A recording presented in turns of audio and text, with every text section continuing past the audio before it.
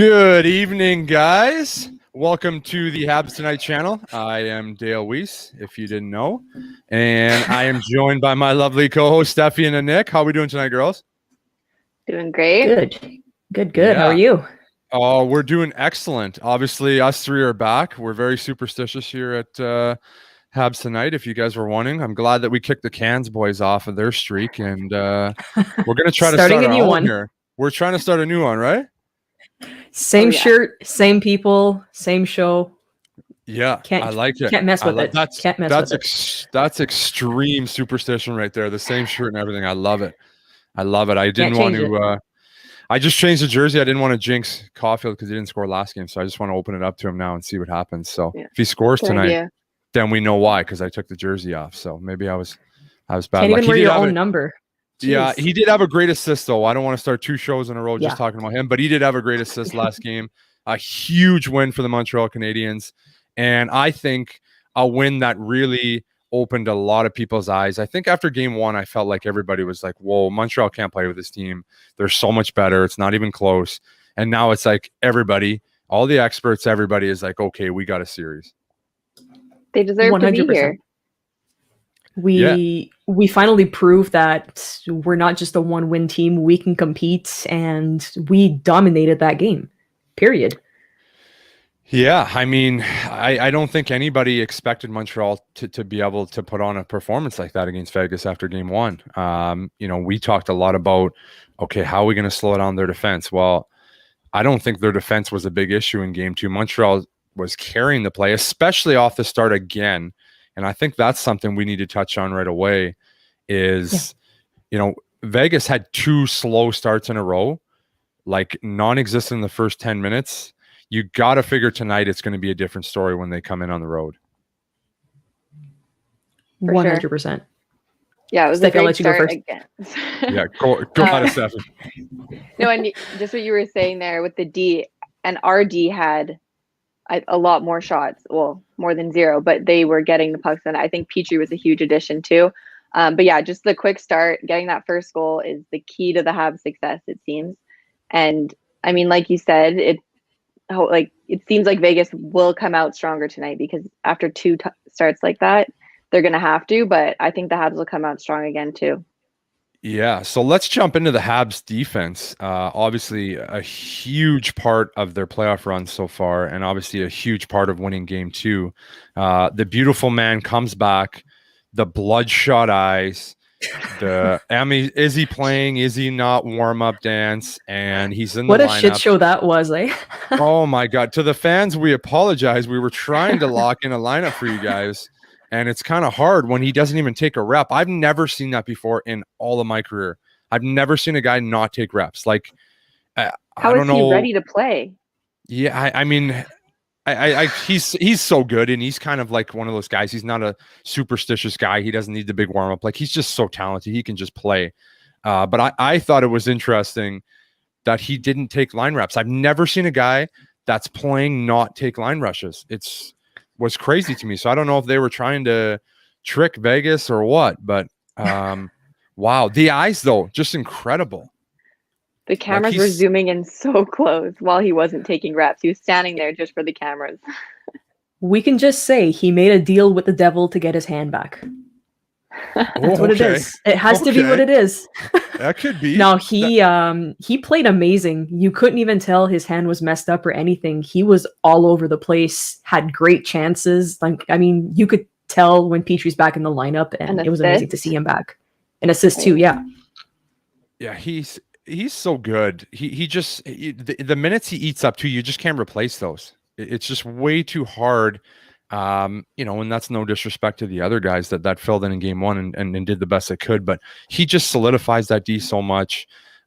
He can play big minutes. You saw him drag the line. It was like his first shift and rip a wrist, or like, you're like, okay, his hand looks fine. He looks great. And you saw him get bumped in the corner a couple times. I saw him get jammed a couple times. And obviously either he's got the Toradol going or he feels pretty good. He feels pretty good about what's going on. But the no Romanov, we talked about it last game. Again, Ducharme looks like a genius because the defense played great and the team won. So again, Yeah. he did a job, eh? Exactly. I mean, I thought I found Merrill a little bit rusty in the beginning, but towards the rest of the game, he was feeling more at ease. You could tell. But I mean, I'm still going to be on the same, I guess, peace of mind that I had before. Is I'd still rather have Romanov in the lineup just because of the way that he played on game one. It's going to be a physical series. We already know this, and we've got Romanov who can compete physically. So for that aspect, that's what I'm missing. But no disrespect to Merrill, he came through and. Hopefully he can again tonight. Yeah, I agree with you and Nick, and just what Dale said. It seems like we're surprised. We keep getting surprised with Ducharme's lineup changes, and then, like you said, it works. So we're like, oh, okay, fine. Yeah. So the Ducharme magic now. Let's get on that one. Weird Shocker. scenario. So he tests positive, and he's not going to coach tonight. And so my question, this is probably not a hockey question, probably a COVID question. He flies on the plane with the whole team. You're in close contact with everybody, and he's the only guy that tests positive. Like, are we going to see something going forward here where other guys are going to test positive? Or is this, how could this only be a one lone case?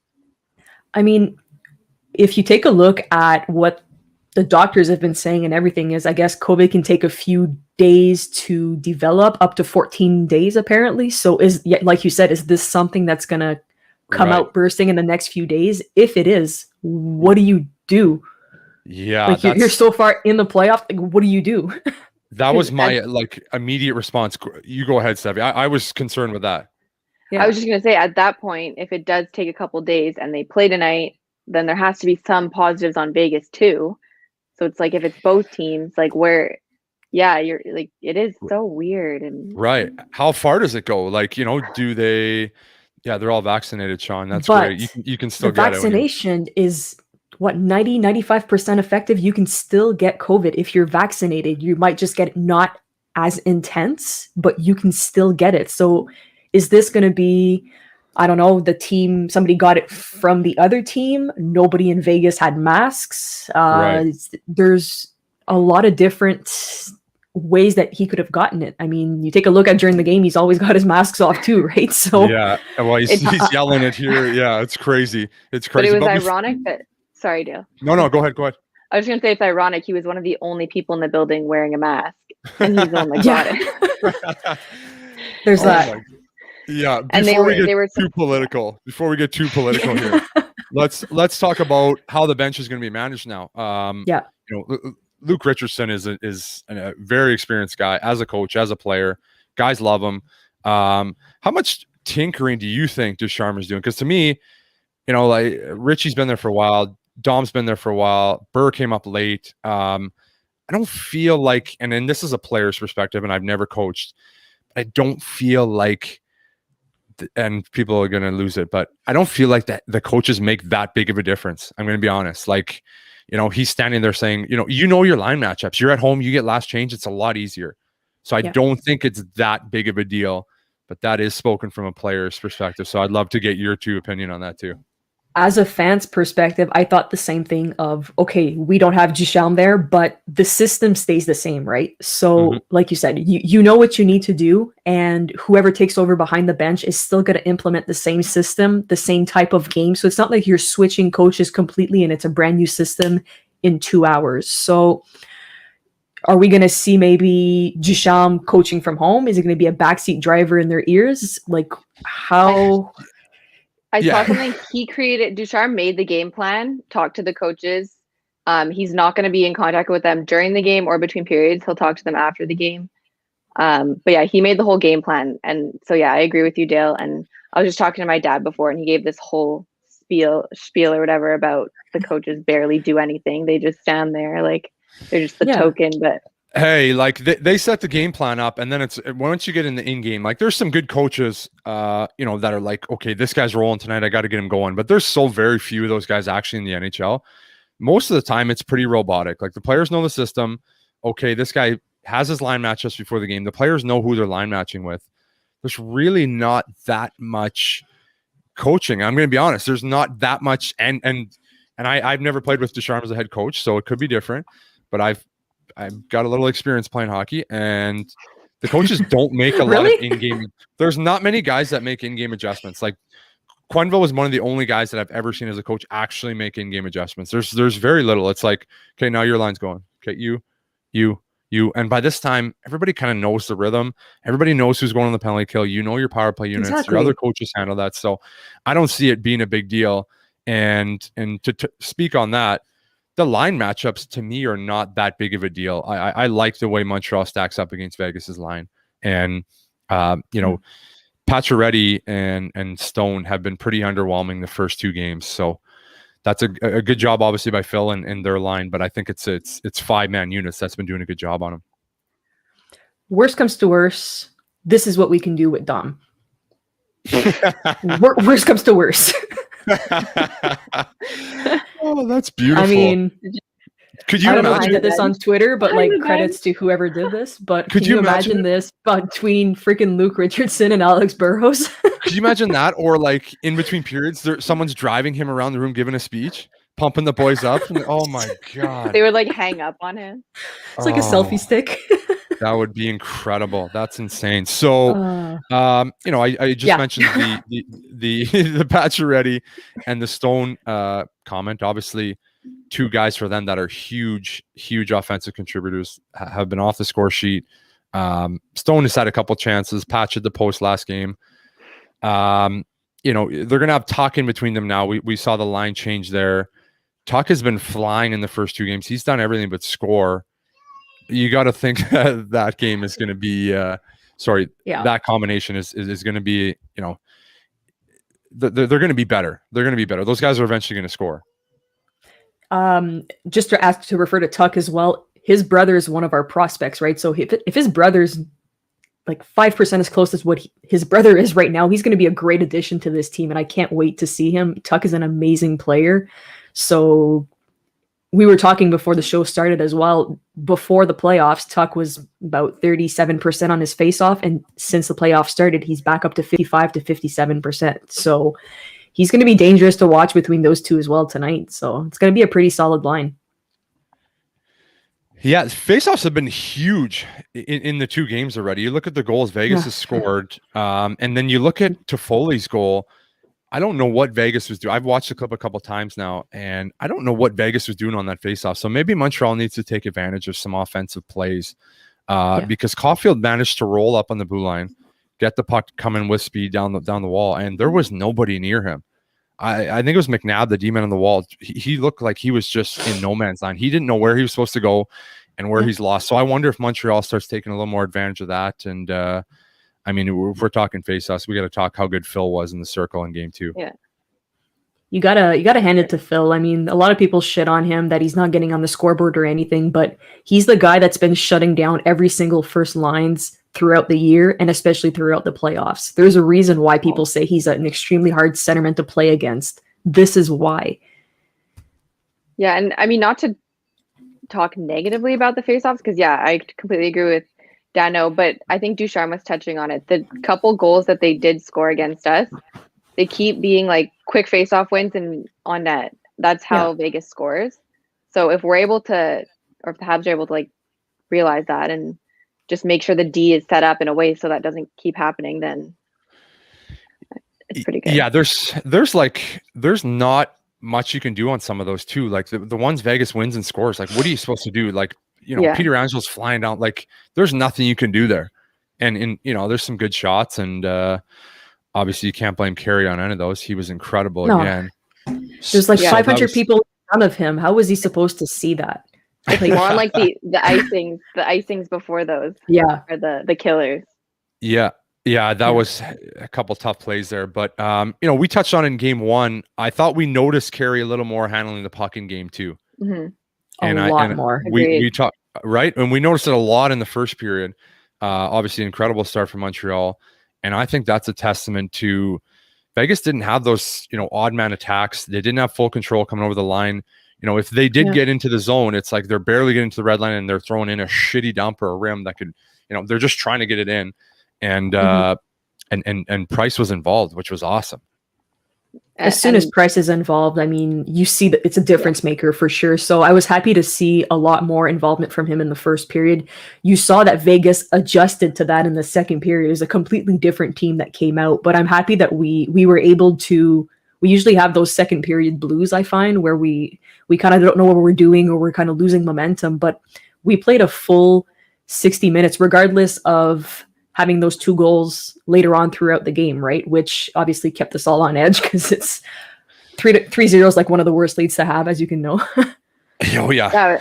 I was thinking the same thing because we were touching on that before game 2 is we need a complete game, and they played a complete game. And I think that they figured out Fleury, I think, a bit. There were a couple of those goals I'm sure Fleury wanted back. And for sure. It was exciting to see as a Habs fan. But yeah, Price was involved that in the third period when he kind of passed it to Vegas, and then that huge smile, like it scares us all, but he loves it. Well, you tweeted it too, Dale, right? Oh, it was so I was so excited. It was awesome. Like he turns it over and he thought nothing of it. Like he turns it over, I wasn't even concerned. It's like he turns it over, he's stopping that puck. There's no way. Like there's no way he's letting it in. And then he's laughing about it. Like that's just, to me, there's like maybe him and Vasilevsky are the only guys in the league, in the world right now that are that confident in games like that you just can't rattle them. It just doesn't happen. And then, Stefi, you just talked on Fleury. Interesting poke check on the Byron breakaway. Yeah. He regretted that right away. He regretted that right away. What was that? Like I full respect. Paulie's awesome on breakaways. Like he's probably the best guy in Montreal on breakaways, but he didn't even make a move. He didn't even make, right? What was that? What was that move? And he talked about it in his post-game presser. He's like, you could tell he was embarrassed. He's like, I don't know what I was thinking. And it's just like, what was that? He wasn't as, I guess, in it as Price was, but yeah. He's an amazing goalie. I'm never going to take that away from him. He makes impossible stops just like Carey, but he does sometimes just bonehead moves or I find he gets nervous around the neck sometimes when it's super busy compared to Carey. Carey is so stone cold. Nothing stresses him, skates back to the net, just, nonchalant. But we're going to need to capitalize on Fleury being nervous and giving shitty rebounds or looking unstable. And I find that's what we've been doing a lot more, is figuring him out, like you said, Stefi. There were a couple quick whistles, I think, too, with Fleury. Like the puck was still loose and they were You think? There was come on. Right. Yeah. I was like, okay, I don't see any of these whistles around Montreal's then. If there's a scramble, like the ref's just sitting there like, okay, boys, play it out. And during the whistle, Fleury and the ref just seem so buddy-buddy. They're like just laughing. Boys, eh? Yeah, it's like, just okay. Boys. Like they've had a couple nights out in Vegas together or something. Yeah. Like exactly. And it's interesting. Sorry, go ahead. Nick, just one more quick point on Fleury. It's interesting for a guy that has had that kind of success, that's won Stanley Cups, that's been there in those big moments, and I don't want to say you could see him like faltering in game 2, but you talk about the Byron play, and you see some of the other plays that you talked about where he looked a little uncomfortable in game 2, and I thought that was interesting. I don't know, maybe he's playing through something, or just had an off night, or I don't know what happened, but he looked off, and I'm interested to see the response on it. If Montreal can come out again with another great start, they're at home. We got 1,000 more fans. It's going to be going crazy in there. People are going to go wild outside the building. I'm interested to see if they get a quick one on Fleury. How does he respond? I think that's got to be a key. That's got to be the key. He has a history. He has a history, and I feel bad using the word, but like, it's the only word that comes to my mind, but like he has a history of like choking in the playoffs, and then Murray came in and won a couple cups with Fleury on the bench. Like, you're right. It's happened. Right. Yeah. Yeah. It's not the first he's time. An amazing goalie, but yeah, the playoffs, I don't know. Well, you always get some players who are like, have a tendency of seeing that, right? Where they enter the playoffs and you don't see them as much. You've got some unsung heroes. He's been clutch for so many games, but I guess you're bound to have a few not as good ones. Just I don't know. You could see him. You could see he was faltering there. Yeah. How do we feel about no penalties being called on Vegas last game? I thought it was awesome. I hope it would go both ways. Just no penalties, let the boys play. But I loved the memes. I loved the memes that were all over social media of like Bettman calling in stuff, and it was just awesome because you saw where I don't know what the standard was in the first game, and then obviously things changed in the second game. And then, I see a lot of people in the comments talking about who's reffing tonight, and it's going to be interesting. Frickin' Lee. It's going to be interesting how things are called tonight. We have no idea. You never know with him. You never know how it's going to be called. And it brings us back to the point of the NHL reffing is just inconsistent as all hell. If you're going to call bullshit penalties, call it both ways or don't call it at all. Mm-hmm. How many hits or holding, tripping, tackling? It blows my mind how not one call was made. And even Ducharme said at the end, he's like, they were clean last night. Yeah. You can't get cleaner than that. Yeah, they were so clean. Jeez. It's crazy to me. Hockey is the only sport where the reffing changes when it comes to the playoffs. Like, I'm not saying refs are good during the regular season, but I feel like there's a little bit of consistency and you kind of know what's happening. And then you get in the playoffs and it's the only, sometimes they don't call a penalty all game. How are you going to go a whole game without a penalty? In today's rules, like, impossible. Come on. How can you do that today? Like, there's not one infraction in a whole playoff game. It just doesn't make sense. Like, you watch the Super Bowl and you're in the last minute and the guy goes a holding penalty, they're calling it. There's not like, we'll let him play. But in hockey, it's different. The refs get in the playoffs, and it's like, wow, it's all decision calls, and it really pisses me off. Pissed me off as a player. Hated it because you never knew what the calls were going to be. And then as a fan, it pisses me off even more. And that's the thing. I felt like in game 1 and 2, they wouldn't call penalties in the first, like, good chunk of time, and then they'd start. But if you go that long without calling it, then, like, once it hits the third period, obviously the whistles are away. But if you haven't called anything yet, like, so now Vegas is just, they can't do anything wrong. Like, so yeah, I completely agree with you. I saw earlier on social media, somebody wrote that after game 1 and 2 versus Minnesota and then Colorado, Vegas's coach complained about the reffing and how it wasn't, it was one-sided. And since then they've gotten like 4 penalties. So it brings me to the point of, when a coach complains or indirectly complains, how much does it impact the next game with the reffing? Do they take it under consideration that, oh shit, this coach complained yesterday, I might be a little bit easier today? 100%. What do you think? Oh, it happens a ton. It happens a ton. So many times you can see a team getting screwed, and then intermission or something, the ref comes over, he has a chat with the coach, and within 3 minutes they're calling a penalty. Like, there's always a makeup call. There's always a makeup call, and the coaches influence calls so much. And there's some really powerful guys in the league, coaches, and the refs fall for it because they don't want to screw certain coaches that they know are going to go in the media and call them out after. If it's we saw the Tim Peel incident. Yeah. Oh, that one! My goodness, that was Sir Zachary Ray. That was ridiculous. And then it happens. We talked about this. We talked about this on Autour de la Ligue, Shane and myself, earlier this week about should the refs, obviously Derek's touched on it too, should the refs have to do a post-game conference, 1, and 2, why shouldn't they all be mic'd up? But you saw after the Tim Peel incident, covered it, spoke. Just the fact that you're covering your mic and you don't want to be heard says it all, right? Yeah, I wish they were mic'd all the time. I would love to. That'd be awesome. Because there's so many times I know personally where I'm telling a ref to F off or F himself or something. And then 2 minutes later, if like a guy slashes me, he goes, oh, that's for telling me to F off. I'm not calling anything on you for the rest of the night. And that happens all the time. It happens at least once a game. So I'd love for them all to be mic'd up, and I'd love for them to have to answer the call after games. You make a terrible call, you should have to answer to the media. They should put your face on there. Your family should be watching TSN at home. Your kids should be watching TSN and seeing that you made a bad call. They shouldn't be affecting these games this much. Yeah, like, it's not their game. Even so, let's say he made a shit call, or as a fan, we think it's a shit call. You have your conference at the end and you explain what you saw on the ice and how it's justified. It might make us realize, like, oh, you know what? Maybe he's right. I didn't see it from that part, like from that view. Just Answer what you Yeah, did. Period. Yeah. Oh yeah. Period. Absolutely.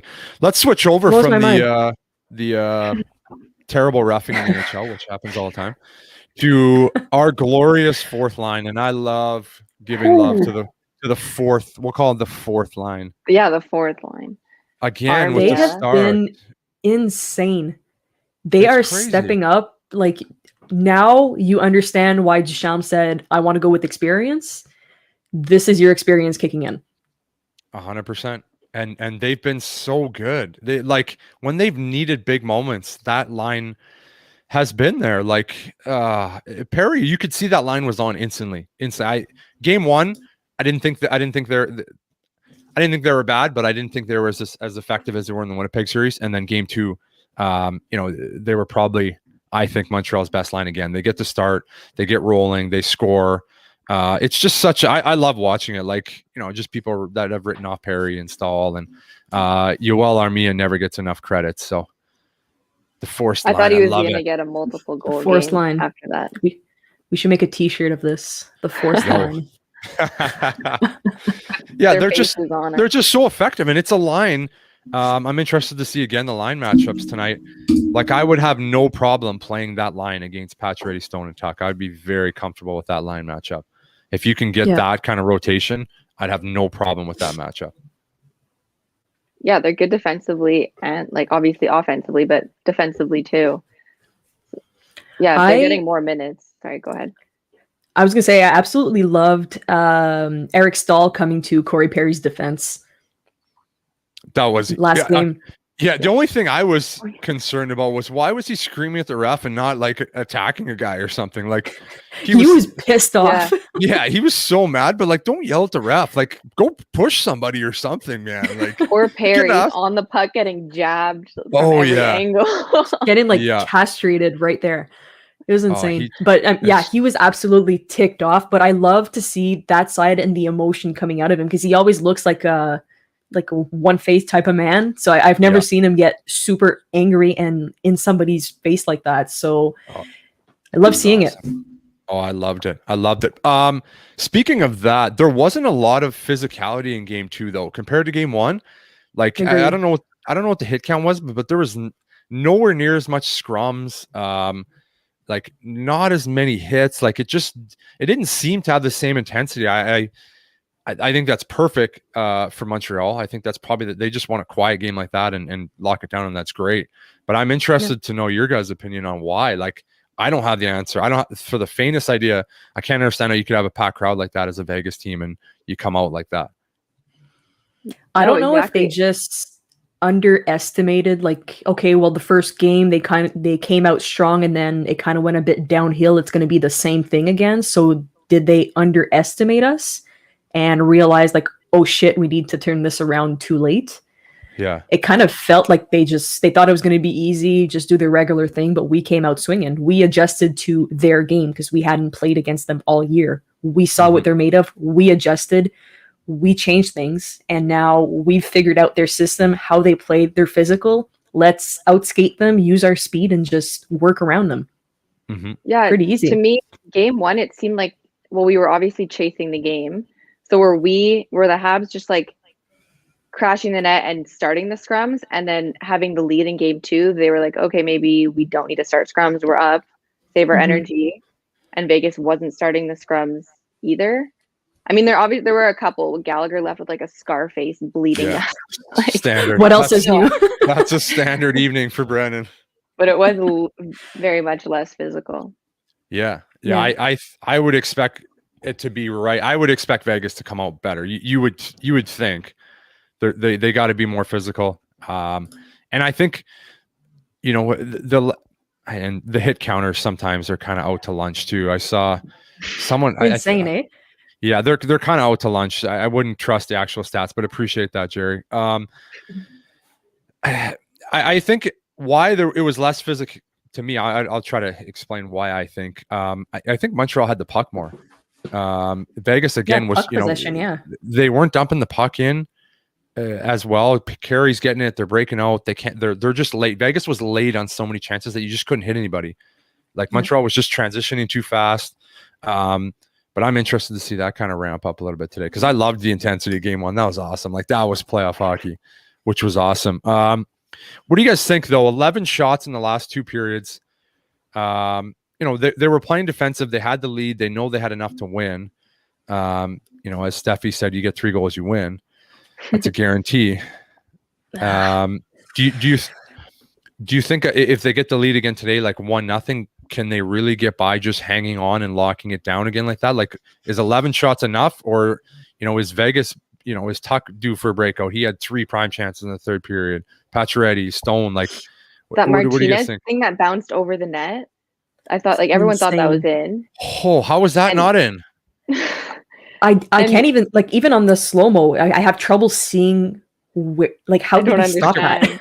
like top of the block. I don't know. But yeah, I don't think 11 shots are enough. That those last 4 or 5 minutes felt like 35 minutes. Oh, it was long. Where they were in ours. Oh my God, Toffoli literally saved the day. I wanted to shout that play out. Like that puck was on Stone's stick. He was putting it in an open net, and Toffoli made that diving play. So yeah, that was a sick. That play. was way too close for comfort, but at least they pulled it off. Yeah, but no, I don't think they can do that every game. I forgot what I was going to say. Keep going. Sorry. Yeah, Jeez. no, you got me off. You looked like you really had a convincing point there. I was like, this is going to be good, and I was not. pumped up. No. I was like, here we go. This is going to be a good one. Yeah, no, I just think they got to do more. Like, it's not like you get up on Winnipeg and you're shutting it down. Vegas, it's only a matter of time before they start scoring some goals. Like, Carey's great, but they just had so many prime looks, hitting posts and. I just don't know if they can sit back as much as they did. Yeah, they were. I thought that's a perfect game for them. It's quiet. There's no scrums. You get a lead. Carey does the rest. I don't know if that's a recipe to beat this team 3 more times, but I don't know. I would like to see them be a little more aggressive and just keep pushing the way they did, like they did in the first period. We'll say. Yeah, completely of course. agree. We need a first period for the 3 full periods. No questions Especially asked. After the Toronto games there where they kept coming back and tying us and going to overtime. Like, I don't want Vegas to take us to overtime if we have the lead. Mm-hmm. So, yeah, they need to never sit back on their heels. No, Vegas is a team that they come back and they'll do anything to come back. You've seen as soon as we score, they answer right back. That's one thing that I would like to limit tonight is as soon as we score or have a substantial lead, try to keep them off the board to limit the momentum. Because as soon as they scored that first goal, I looked at my mom, and I said, you know what? Shit. Like we're up shit creek.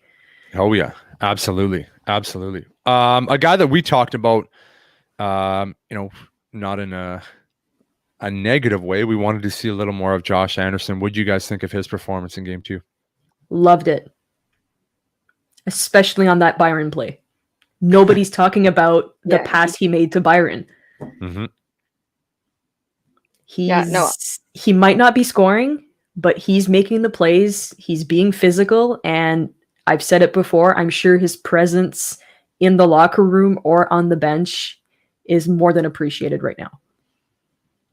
Yeah, I agree. I think he needs to get a goal, and maybe it'll get him going more. But yeah, I agree. He made the space for Byron there on that breakaway, and he's doing a good job. Yeah, he's good. You're 3 wins away from the Stanley Cup final, so it's hard to really pick teams apart right now. And when your 4th line's contributing, your 1st line's shutting people down, who do we need more from in the middle of the lineup? What do you guys think? Toffoli scores every game, so it's we can't say anything about him. 8-point streak, I think. Yeah, that was his 8 games. 8. Did you see the thing? I don't know if it was his wife or fiance or girlfriend. She doesn't watch the games. Did you guys see that? Yeah. Isn't that crazy? Superstitious reason. Oh, that was hilarious. I thought I was superstitious. Oh, I've got to come. How do you not watch? How do you not watch though? Like, what does she do? She sit on her phone and get updates. She's like, I scroll Twitter. It's like I would be. You see, Toffoli scores. How does it not make you want to turn the TV on? It's crazy, right? But hey, if it's working, If it's I was gonna say, don't touch the TV, Kat. Don't touch it, please. Yeah, she's got to stay with it. I thought that was interesting. He's been great, but a guy that to me, I don't want to say he has to get going, but I just feel like obviously after watching him in the Winnipeg series take it to another level, KK is a guy to me that's doing a lot of great things right now. But as this series continues to go on and Vegas ramps it up, he's a guy that I want to see him get to another level too. He's got the talent to do it. I mean, we've seen it in the Toronto series of how he just competed every single game. So, like you said, I'm anxious to see him. How do I say this? Not, I don't know. I don't have a word for it. Just another level. Like, just he's shown not step it up, but get back to the level that you were during the first series where we saw you on every single shift. Right. I find that now it's a bit more like one shift on, one shift off. It's not as consistent as what he was, is what I'm trying to say. You saw in game 2, Ducharme was giving him like a lengthy speech, and I'm actually curious, like if Dale, when a coach is doing that mid-game, I couldn't really tell if KK was like, "Okay, shut up," or if... Yeah, you saw how he reacted. That's okay. So he's.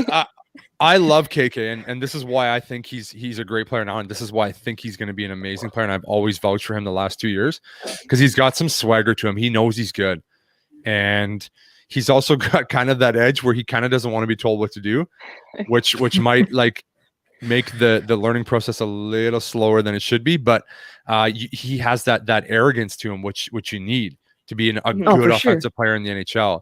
And Ducharme was only telling him on the one play. He kind of forced the puck to the middle, went the other way, and that a rush. So you could and again, I'm the best lip reader. I don't know how I became so good at this, but he was just telling him to eat it. It's okay to just eat it there. Live to battle another day. And that's something as a young guy, you kind of want to you always want to make something happen every shift. And I feel like, when he's not scoring, he's young. He kind of feels like, I got to make something happen. So I'm going to force this play instead of let me just eat it. And you watch Stahl and Perry and Armia do it. Just simple plays. They never force anything. It's just always making the right play. And I thought it was interesting because then Ducharme starts telling him that's exactly what he's telling him. And KK kind of looked at him for a minute and then grabbed his water. He's looking up here and he's like, "Okay, man, okay." All right, shut up. And I love it because that's good coaching. But then you could see he's like, "Hey, we need you. We need you." Like that's awesome. Where he's motivating him. Yeah, and I just know the guy before that wouldn't have said a word to KK. He would have just let it go on, let him come to the bench and not say a word. And that's not helping anybody. So I thought that was great from Ducharme. I love that little interaction. And I love KK's swagger.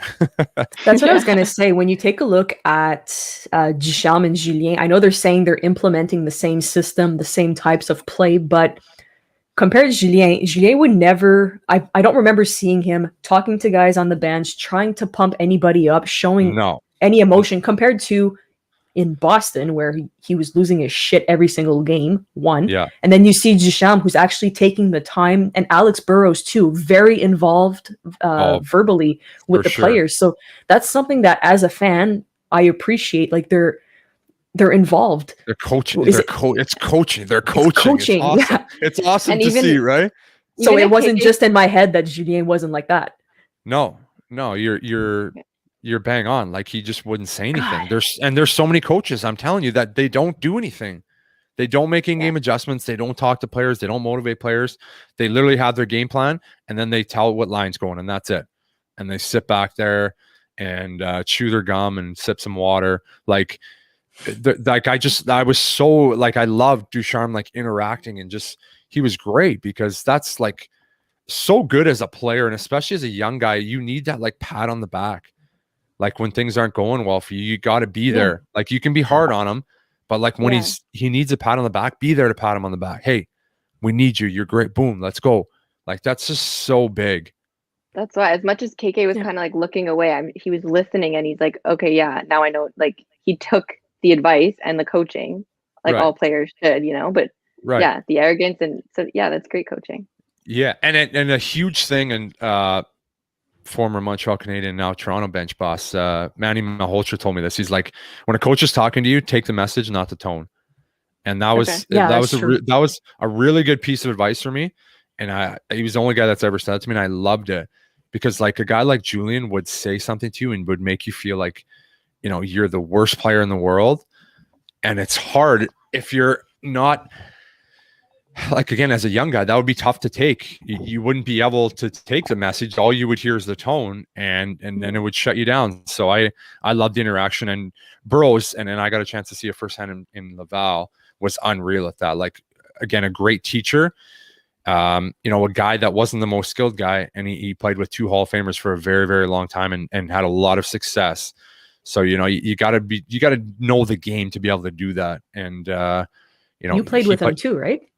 Yeah, in Vancouver. So I knew him as a teammate, and I knew him as a coach. He's just a good person. He's a good motivator. Like I could just, I mean, I'm not in the room right now, but I know the type of guy he is. I know what he's doing, and I just know he's having an impact on those young guys where, even if Ducharme is hard on him at some points, he'd be the guy coming behind after and be like, hey, but you did this good, and keep it going.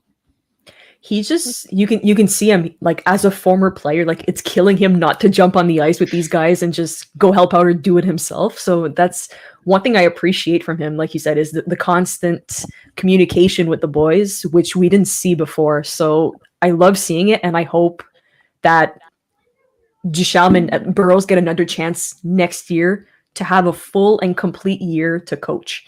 Because we only saw like a shortened season and barely any time to practice, right? Right. So imagine a full year of that type of coaching and mentality on the guys. And Montreal's power play right now. What can you say about their power play? Their power play is incredible, and that's Alex Burrows. When he first came in, they had that quick, short success, but that was his implementing his system, which is great. I love the way he thinks on the power play. And then, it struggled a little bit, but it's unbelievable now. And that's his influence right now. So I think both those guys doing a great job. The PK is looking amazing too. Yeah, like, Vegas, they don't have an answer. They don't have an answer. Playoffs just working. Yeah, the coaches you've got to think that it's killing their momentum too. They're a team that feed off their power play and their power play goals since as long as I can remember. So having the type of lineups that we have and the PK that we have, it's killing their momentum. That's for sure. Yeah. I'm interested to see if they make any changes on their power play too. I know DeBoer was talking after the game, and he's like, that unit has to get going. And I love when a coach calls guys out like that. It's awesome. So again, I would expect that top unit to, when it's the guys like Pacioretty and Stone that, those are the guys you're going to win and lose with. So I love that he called them out. So I think we'll see an inspired effort from Vegas's top guys tonight. We had a few fans in the comments who were asking if you can touch on Pacioretty as a teammate, especially in the playoffs. So losing a game at home when they're not used to losing at home. They've lost two games at home, I think, this postseason. So yeah, the Colorado first 2 there. Huge for Montreal to leave Vegas with a win. Absolutely huge. So if you're a guy like Pacioretty, who you clearly saw he was upset last game, he was frustrated. Nothing was working for him. Hits the post on Carey Price. You already said it's hard to read Carey, yet alone get a goal on him. So how does he come in this game? Does he come in more frustrated, or what is he thinking? Yeah, I love Patch, and we talked on this before the series, and I thought you'd see an extremely motivated Pacioretty. When you watched him in the Colorado series, like, he was so dangerous every shift. And I actually had this conversation with my dad last game when we were watching together. It's difficult to play against your old teammates. It's a weird feeling, and I can't really explain why. Like, I understand everybody says, well, you have no friends and you're playing, like, yeah, you are, but it's difficult. And there's not a lot of his teammates still there, but it's still like, there's still a group of guys that he played with. And it's just, I could see guys from Montreal chirping him. And I wonder if, like, if you played with guys on the other bench and you're like good buddies with them, and then guys start chirping you or personally attacking you, it gets in your head a lot. 'Cause you're like, whoa, no way. Like, my friend said that about me. Like, it's a weird feeling, and it really gets to you. And I'm wondering if that's something, that's kind of frustrating him a little bit. 'Cause, he played with Galley and Petey, and Paulie B was there. I think those would be the main guys, but, like, it's a weird feeling when you're, and I don't know what the chirps are, but like I can only imagine they're Yeah. they're going after him and they're frustrating him. But again, I think he's such a good player, and I think that line, Stevenson's great. Like he's not a number one center on a lot of teams, but he kind of made that line go. And then now you had that I don't know Waz first name, sorry buddy. And then Keegan Colasar last game, another Winnipeg guy, like no disrespect, but shouldn't be center in that line. So I think he's frustrated. Obviously their line has done nothing. He wants to play well. I don't care who you are. He wants to do well against his old team. Of course. So you got to think, he's getting away from the 5 kids. He's in Montreal. He's sleeping in the Ritz-Carlton. They got the best beds. I love that hotel. You got to think he's going to be rested. He's going to be fired up. He scored a lot of goals in the Bell Center. He's happy to be back there. So I would expect to see a much more, I don't want to say involved Patch because that's not the right way to put it, but I think he's going to play his best game of the series tonight. Yeah. So for tonight, is the 3,500 fans gonna like? I don't know numbers. We're not numbers people. We're not stats people. Or English people, clearly. Is Vegas gonna come in and feel just weird with that many fans? And also, I'm sure Patch is gonna get booed a bit just because it's Montreal and he played here, not for any specific reason, but I'm sure there'll be boos. And yeah, how much of a difference is it going to make for Vegas and their minds and coming into not a packed barn for the first time in a while? Yeah. Montreal being kind of used to it now. So yeah, it's gonna be weird for sure. That's something I thought was going to be almost an advantage to Montreal to a certain extent.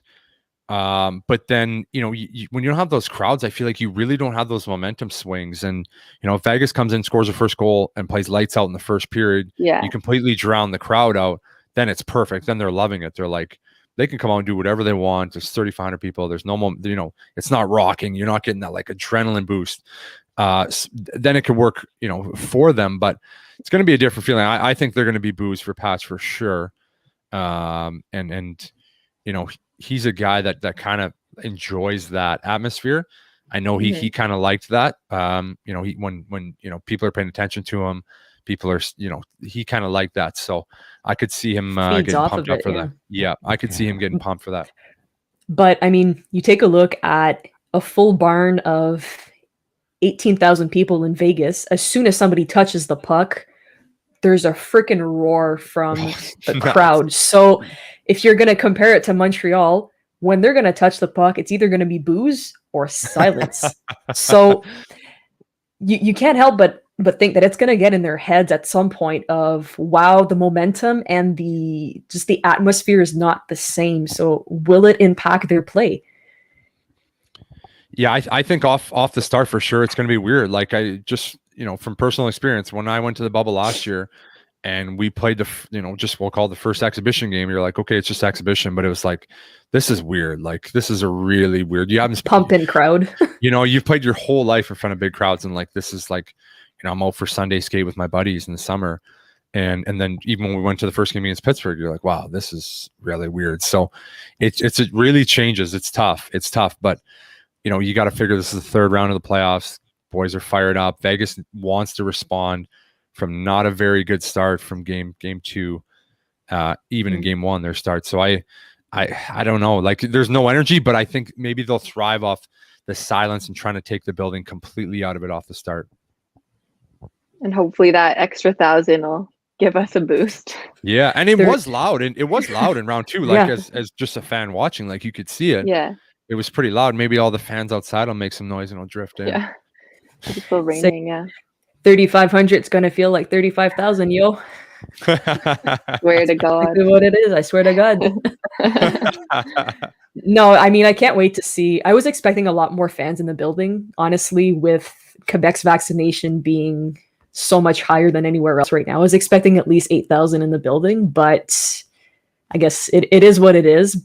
It's still going to feel extremely loud, and you can't help but think the crowd's going to be extremely pumped up to be at a conference finals games for the first time since 2014. So the atmosphere is going to be there regardless. Yeah, with what people were paying for tickets, they better cheer and really enjoy it, because holy smokes, I was looking at some of the prices and was absolutely ridiculous. It's insane. I don't understand who pays $800 to be sitting with the pigeons and the nosebleeds. Yeah, man. It's like I could If it's a see Stanley Cup final game, if you're winning the cup, sure, it's priceless. I don't care. But yeah, there's that fear that it's going to be a 0-0 game and it's going to be so boring and you're going to spend all that money for nothing. yeah, and you're like, shit, and we lost, and I paid all this Yeah. money. Exactly. Oh, that's awesome. We are nearing puck drop in about 15 minutes. So do we want to get some predictions before we log off? Yeah, let's go predictions. Yeah. Steffi, start us off here. Okay, huge game. So we need another very intense start. I think they have it in them. I'm going to say 2-0 Habs. I'm stealing Dale's prediction from last game and saying Galley gets one. Yeah, and good. Like it. Shea Weber. That is bold. There you go. That is bold. I'm going 2-1 Montreal. I'm expecting a tight game. It's not going to be as much of a free-for-all. They're going to come back and play their hearts out, that's for sure. But Montreal's still going to get the edge. So 3-1 regulation and KK.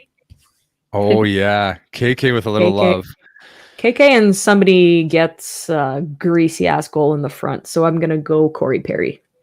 Oh, the worm. Oh, he's due. I'm going to say Vegas comes out and scores 2 goals in the first period, makes it 2-0, and Montreal has an unbelievable comeback and wins 3-2 in overtime. Oh, I just feel come on. I just feel an insane Friday night.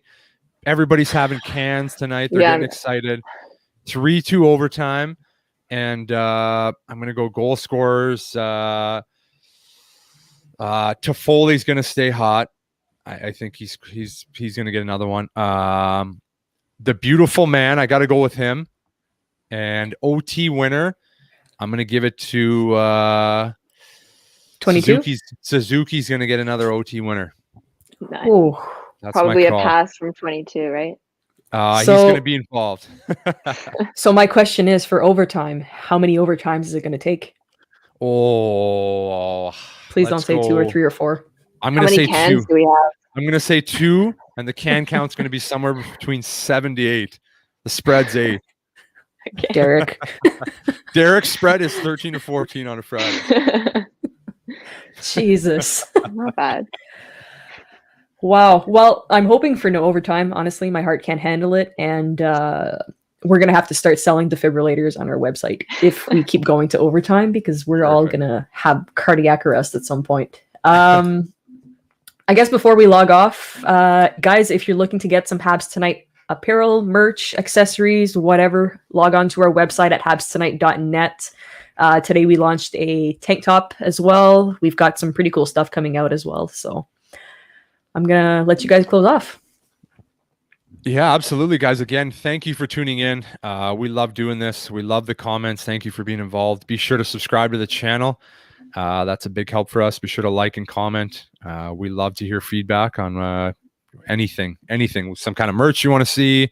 Whether you think I'm an idiot or not, whatever you want to say, just comment for us. It's totally okay.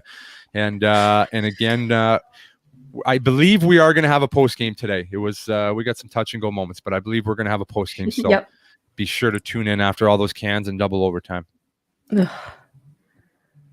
Well, this has been fun. Game 3. Huge. Let's hope our streak keeps going. Yeah. Round 3. Price's first win in the third round ever. That's crazy, but I think he can get a second tonight. That's true. Ooh, wow. I forgot. That's true. That's interesting. All right. Do it for Dom. Guys. Do it for Carrie. Yeah. Before we log off too, just if Dom Ducharme is actually positive for COVID, I mean, best wishes go out to him, and let's hope that he stays safe and the rest of the guys stay safe as well. I mean, we can't help but forget that somebody is sick through all of this. So we send our best wishes and hope that everybody's going to be okay, especially with his family if he's near his family. So that's what matters right now. Absolutely. Family first, always. Here we go. So right. Go Habs go and have a good night, guys. All right, night, guys.